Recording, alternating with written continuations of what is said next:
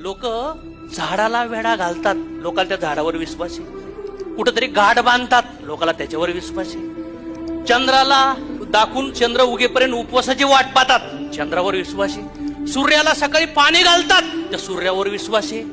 चंद्रावर विश्वास, ताऱ्यावर विश्वास, सगळ्या दुनियेवर विश्वास आहे.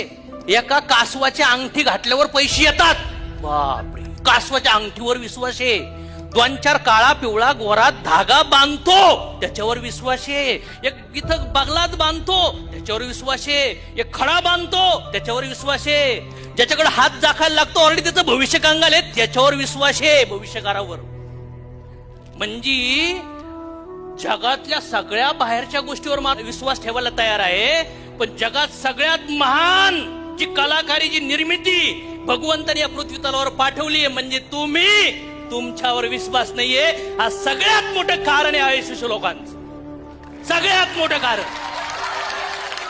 जर तुम्हाला कोणी पॉझिटिव्ह सांगितलं तर तुम्ही विश्वास ठेवतात, तुम्हाला निगेटिव्ह सांगितलं तर विश्वास ठेवतात. तू कशाला आहे? तुझं आहे का नाही काही कॅरेक्टर, अस्तित्व?